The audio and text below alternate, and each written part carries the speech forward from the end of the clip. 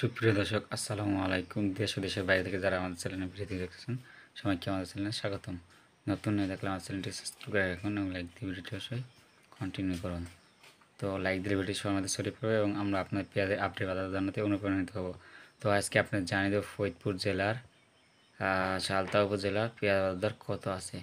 তো বাজার দর জানানোর আগে আমাদের ছোট্ট একটা রিকোয়েস্ট, নতুন হয়ে থাকলে আমাদের চ্যানেলটি অবশ্যই সাবস্ক্রাইব করে দিবেন এবং অলরেডি যারা সাবস্ক্রাইব করেছেন তাদেরকে অসংখ্য ধন্যবাদ। তো আজকে হচ্ছে রোজ বুধবার। তো আজকে ফরিদপুরে কাকদি বাজারে পেঁয়াজ বাজার জানাবো আমরা। তো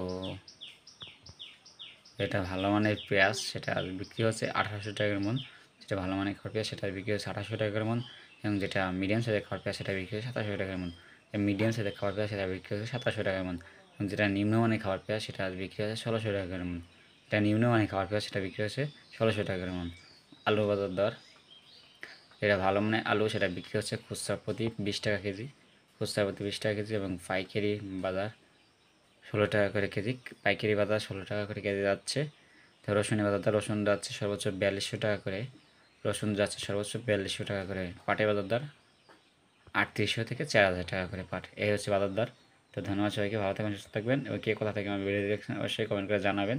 আর এলাকায় কত দাম আছে অবশ্যই জানাতে ভুলবেন না। ধন্যবাদ, বাই, টাটা।